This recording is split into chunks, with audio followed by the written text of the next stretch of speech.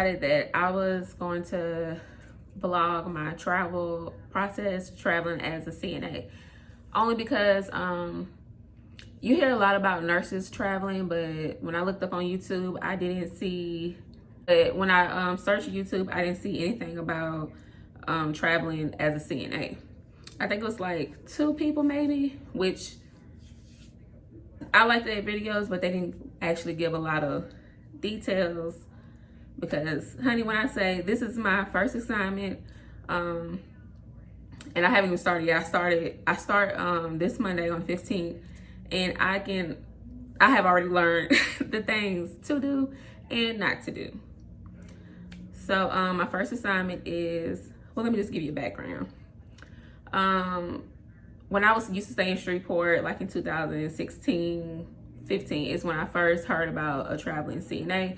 A nurse told me that was working there that like CNAs can actually travel, because she was a travel RN. But at that time I wasn't ready at all, so I brushed it off. It came up again when my cousin, she is a travel RN, and she gave me some groups and stuff to look at, and I started looking. I was very interested. In June of last year, in 2018, I was looking at things, looking at assignments. I even filled out one for an agency called Prime Time, did everything. I was like, I freaked out, I got scared. I said, you know what, let me just wait. So then I did it again. I waited like basically a year, because it's June now. So in June of this year, I said, you know what, I'm gonna do it. I have, I got things I want to do. I have goals that I want to meet. I'm just gonna do it. I'm not gonna be afraid. I'm just gonna do it. And now I'm in Louisville, Kentucky. So now I'm gonna give you how you need to get started, what you need to do, what don't to do. So first, if you want to travel, be a travel CNA, and you want to travel fast, make sure you have everything in order. I'm going to list all the sites below of what you need to do.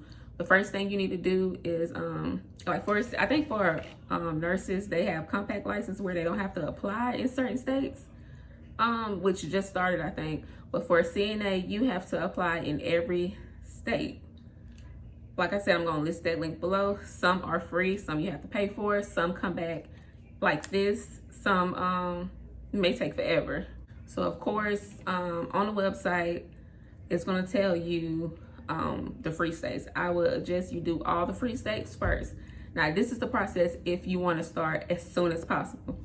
Do all the free states first. Before you even contact a recruiter. Transfer all your CNA license.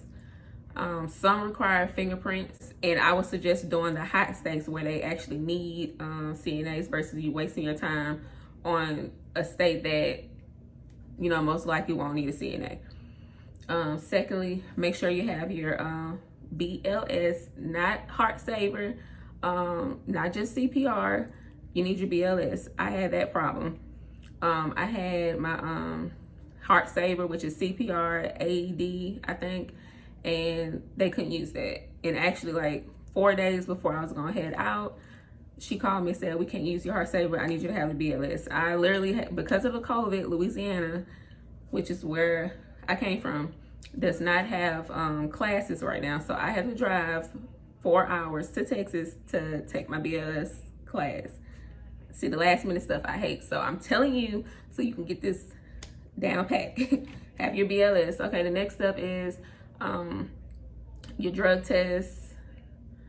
You also gonna need I'm probably gonna say this wrong. I think it's called varicella shot or something shot, unless you can prove that you had chicken pox. So you're gonna need your blood drawn for that.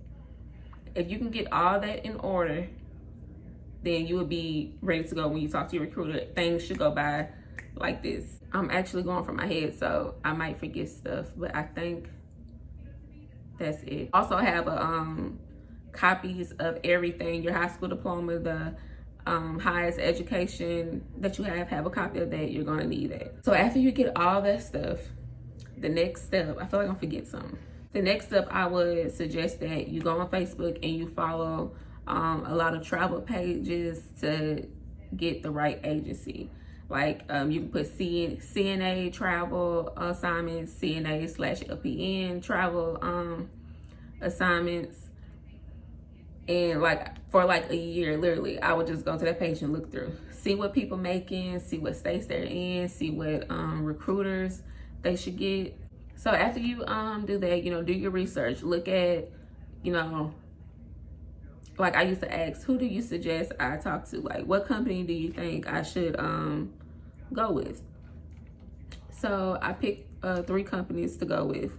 I talked to them. I was ready to go now, and that's another thing. I would say talk to a whole bunch of companies and wait until you get the best offer. So after that, you find a agency, do your research about the agency, try to find a good recruiter, because their recruiter is going to be everything. She is the one that's going to be working hard to try to find you a good place to go. After you find your recruiter, she's going to ask, where do you want to go? How much are you trying to make? Blah, blah, blah.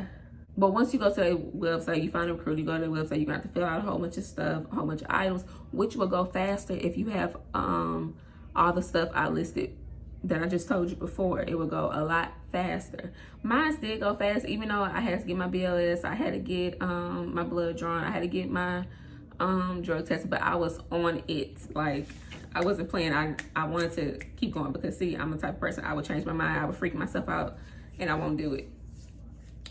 So, yeah, after you turn in all your stuff, she's going to send you a list of jobs. It's going to have the price. It's going to have the total breakdown of everything. So the breakdown, like my assignment, it's going to have different states. Different states have different things. The housing, you're going to get your housing weekly. The next up is going to be food weekly, what you're going to get paid, the time, the location, and how many hours you are guaranteed. And now with the hours guaranteed, make sure you ask those are guaranteed hours, because I was interested in other things, like other assignments. But she, that's why it's good to have a good recruiter, because I didn't even notice. I was like, yeah, I want to go here. But she said, but pay attention, because they saying, yeah, they'll give you 30, this is working 12 hours. They give you 36 hours a week, but they're saying that they could possibly call you off 2 times a week. You don't want that to happen, even though, they're not saying it's going to happen, but it could. So that didn't sit right with me. So I said, you know what, I'm not even going to fool with those. So once you pick the location, she is going to turn all your stuff in. Just because you turn your stuff in don't mean that you're going to get that. The company has to actually want you to work there. So I turned my stuff in. Like I said, I live in Alexandria, Louisiana. I turned my stuff in New Orleans, Louisville, Kentucky, and I think it was Florence, Kentucky. They had other places, but I want to stay as close as I can to home, because I know I wanted to drive. For my first time, I didn't want to take a plane and have to depend on Uber and all that. So she turned all my stuff in. The one for New Orleans already had 10 people that turned their stuff in. So I knew my chances with that was pretty low. The one in Florence, and I turned the one in Louisville. So I got 2 calls from the one in Kentucky. I had to do an online interview. I had to do an online test. Oh, and for some agencies, you have to do tests online, and you have to pass them, I think, with at least 80%. So when they call, you do a on-the-phone interview. I had to do an interview over the phone. And actually, the one in Florence, I wasn't too hyped up about that because it wasn't in the city. And I wanted something in the city because I didn't want to, that's why you got to follow the Facebook pages, because it has a lot of racism. And I understand it don't bother me that you don't like black people, but what you're not going to do is disrespect me. It was a lot of things like that. So I didn't want to be in a country town. And, most of the CNA jobs are in country towns. So I was blessed to get something that's more in the city. So that's why I took the one in Louisville. And she actually hired me on the spot. She told me right then and there what I need to wear and my uniform. So I called my recruiter and was like, I think we got this one. I think it's official. She said she was going to send you the contract. And she said, okay, great. I'm going to wait for the contract. And literally like in 5 minutes, she sent me my contract. I read over it. And Boom, I signed. And I was ready to go from there. See, now, if you do the process I did before, it would go faster. But when I was ready to go, I didn't have, like I said, I didn't have my BLS. I was doing last minute things, which I hate, which makes me very nervous. I need some water. Okay. I was doing a lot of last minute things. And like I said, stuff like that makes me very nervous because I'm literally putting everything on the line right now, seriously. But I feel like it's worth the risk. I feel like I have a goal that I want to make. And I have kids. You know, that's like the first time, that's the reason why I changed my mind. I wasn't prepared to leave my kids. I wasn't in a best situation to, you know, just get up and leave my kids. But, you know, I prepared. Actually, I didn't really prepare.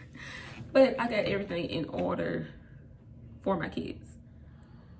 So, and it's very hard leaving your kids. But, you know, sometimes you have to make sacrifices when you know what you're capable of. Because I know for sure Louisiana will drag you down. Even though I had a decent job, sometimes it's like hard to come up. Seriously. And I know what type of life I want to give my kids. And I know where I want to be in the next year. So I plan on doing this for at least 6 months to a year to see what I can save, what my saving goal could be. You know, I have a 5-digit savings goal, and it's not no $10,000. I want to save. I want to work my ass off to get in the position that I want to be in. Okay, see, I didn't went. But yes, drove down to Kentucky from Louisiana. Oh my gosh, the drive is killing. But like I said, I prayed before I left. God, please let me make it to Kentucky, be safe in Kentucky, and make it back to my babies and be safe. That's my goal. It was a 11-hour and 45. We're just gonna say 12 hours, which I made it longer because, you know, I like to sightsee and stuff. And this is the big stuff for me because I'm very antisocial for some reason. I'm just the type of person that stick to myself. I'm the type of person that's like no new friends. So something like this is a big step. And that's one of my goals, to be more sociable like I was a long time ago. But, you know, from Louisiana to Mississippi, that was nothing. Like, I was in Mississippi before I knew it. But from Mississippi, from Memphis, that wasn't bad either. I stopped and I seen where Martin Luther King got shot at. And honestly, Memphis looks so beautiful. Like, I have to stop. Like, and I also suggest that like, I left Saturday and my first day is this Monday.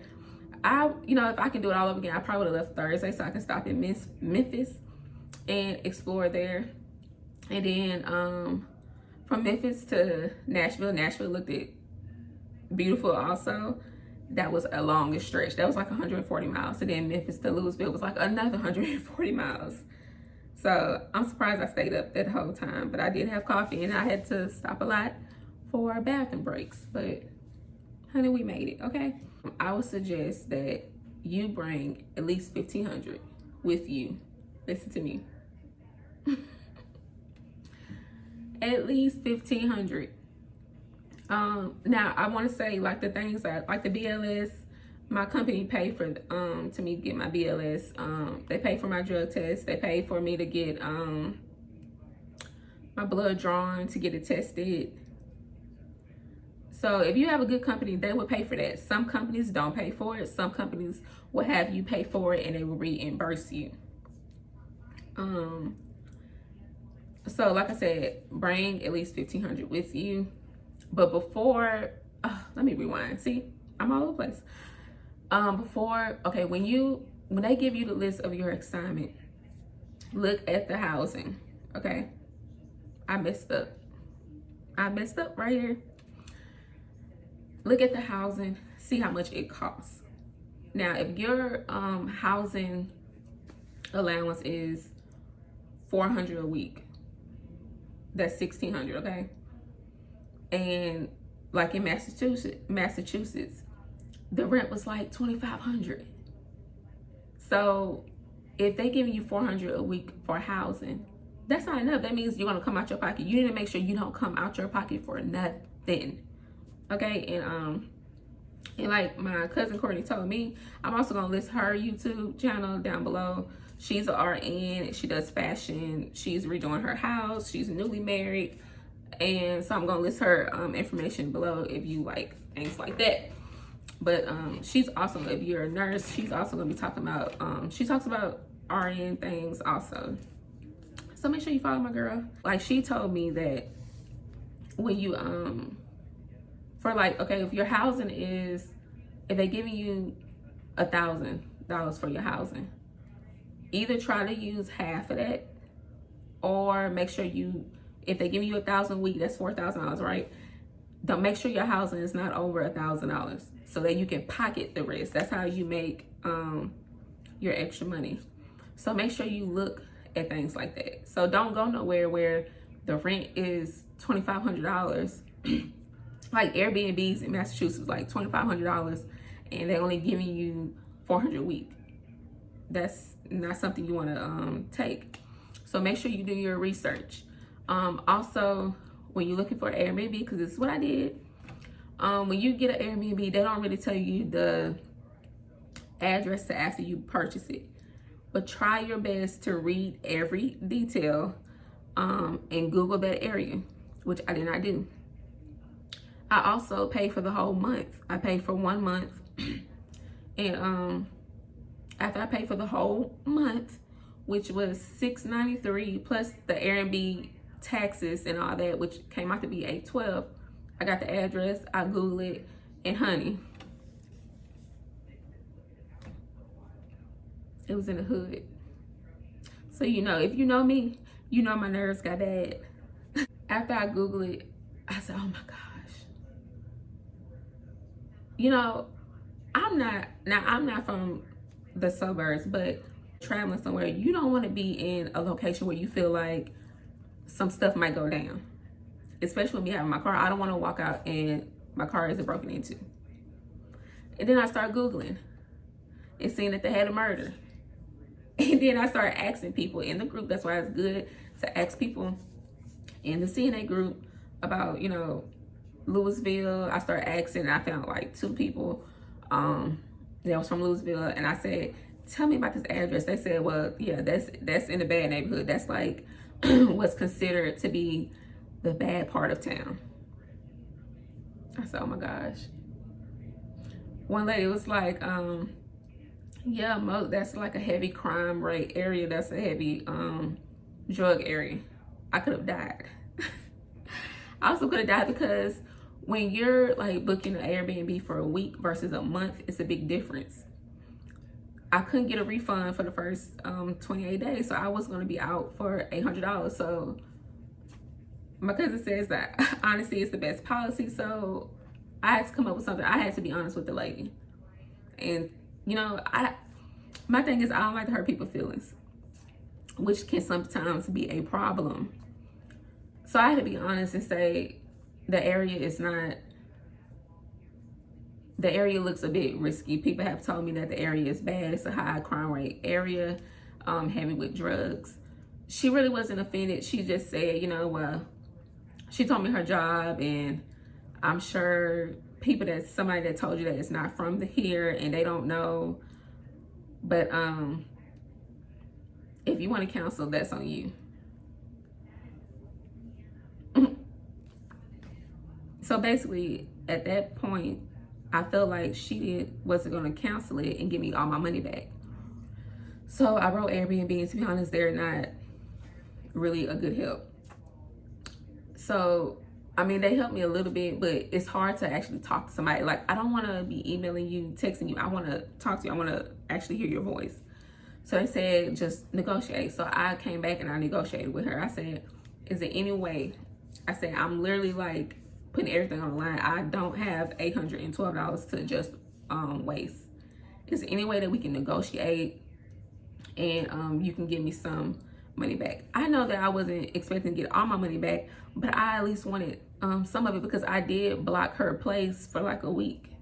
So after $812, I had to cancel it first. Of course, Airbnb get their cut, so now we're down to like $693. So I told her, like, can you just take a week out of it that, you know, I blocked and give me the rest? And she agreed. So I was so thankful for that. And I found another place, made sure I Google it. I sent it to my friends to have them look at it. I let my mama look at it. And, you know, it seems to be better. And I even drove by there when I first got here. And it seemed like to be in a way better neighborhood. So hopefully that works out. From here on out, this was a lesson learned for me. And this might be a stupid lesson learned, but I honestly did not know this. So it took me 12 hours to get here, but I really thought I was gonna have to break it down in half, but I ended up making the whole drive. And when I got here, I was trying to find a hotel. Okay, hotels don't take cash. Now, that might be stupid for me not to know, but I honestly did not know that. But then again, I can't really remember the last time I actually used cash. But my problem was I don't trust the card I have, because sometimes regions, they have their little problems. And so I left half my money on the card. No, but not half. I really didn't leave that much on the card, and I got cash. So when I tried to get the hotel, because my Airbnb don't start till today, which is Sunday, so I made it Saturday night. So when I tried to get the hotel, these people want a $250 deposit plus the whole one night for hotels. $250 deposit, that's like an apartment. That's like you putting down $250 to get an apartment. Like, ridiculous. How can the deposit is higher than the damn one night stay? And I had the money, but nobody was accepting cash. Luckily, I found Home to Suite. I got to Home to Suite, and their computer was working slow. It wouldn't come on, so I literally had to wait an hour. By this time, I got here at 9:30. By this time, it was 12 o'clock.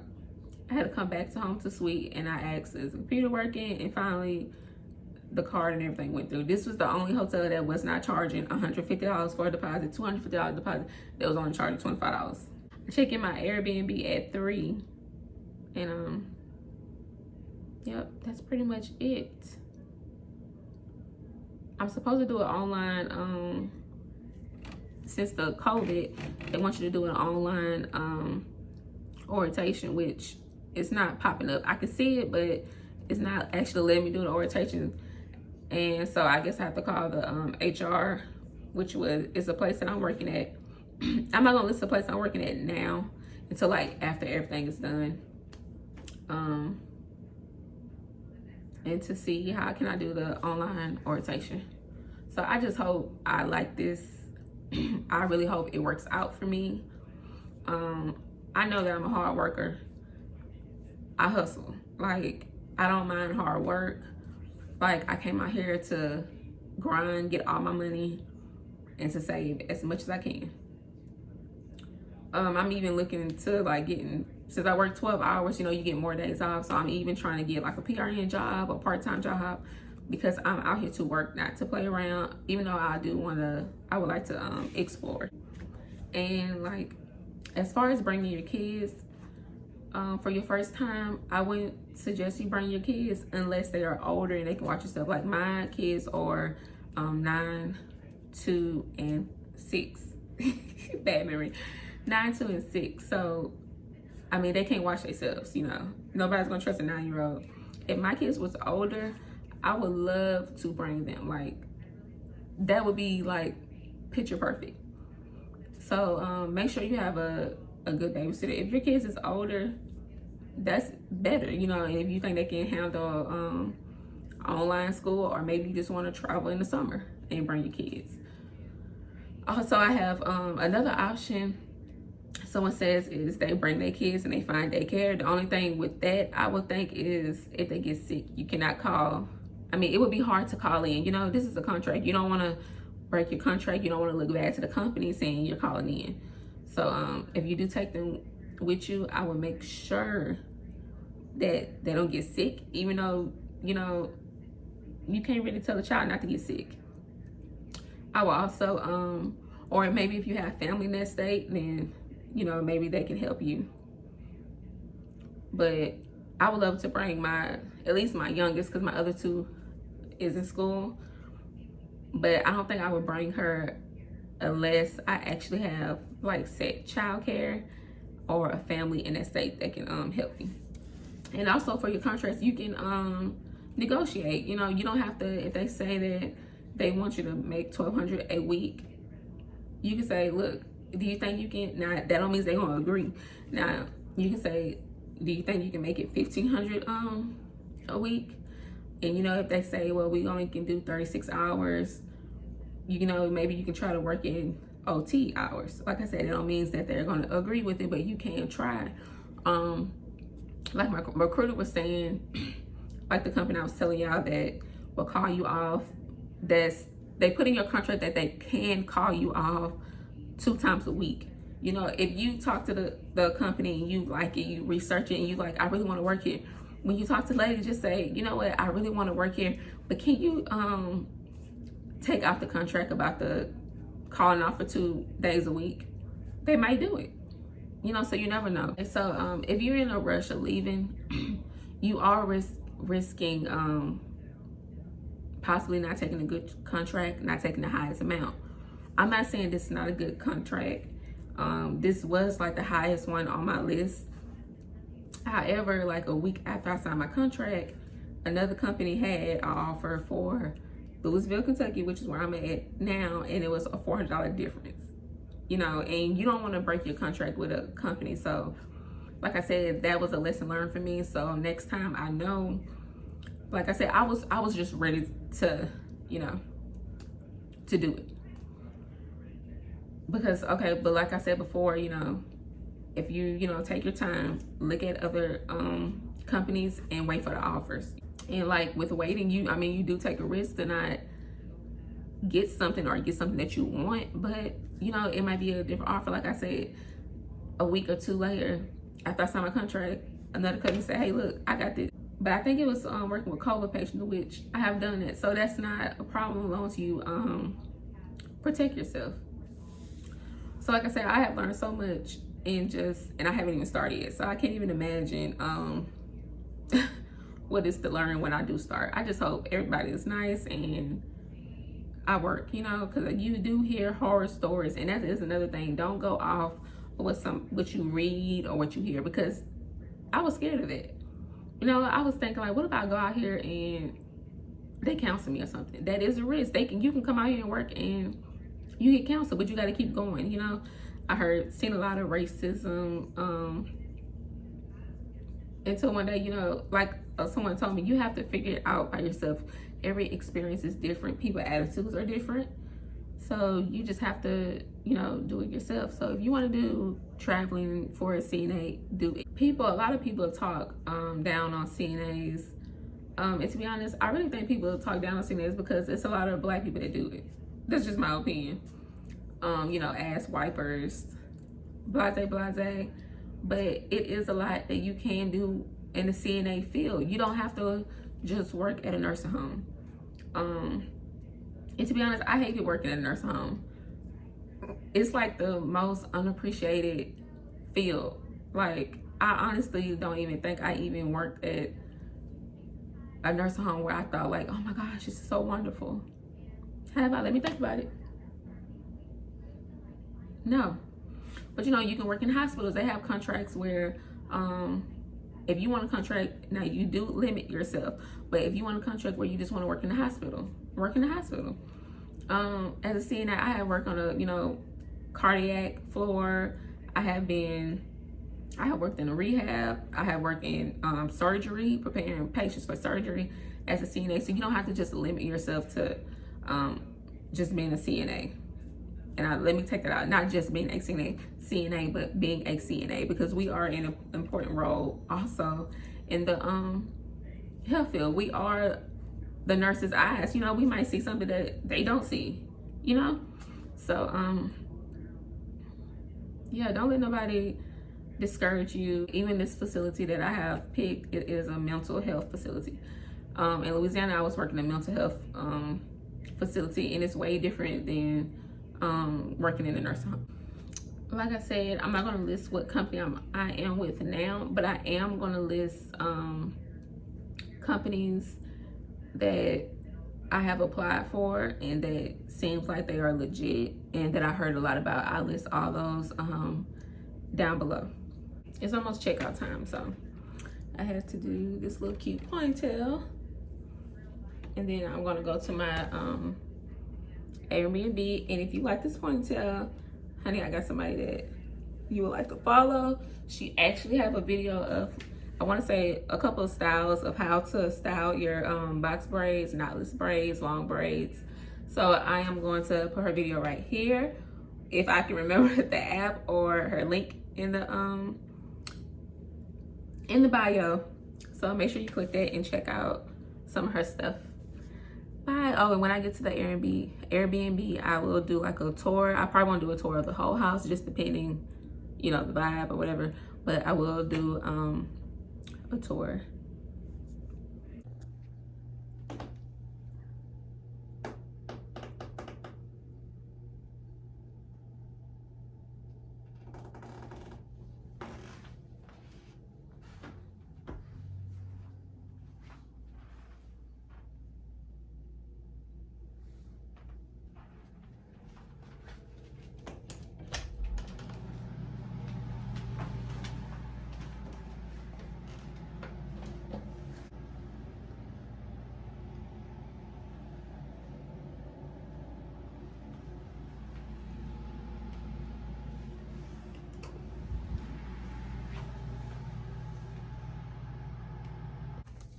Okay, y'all, so I finally made it to the Airbnb, and I love it. It's really cute.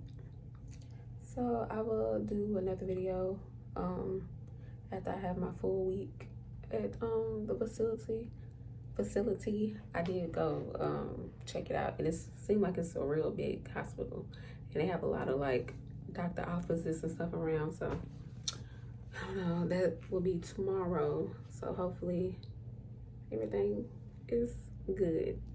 Fingers crossed. Bye.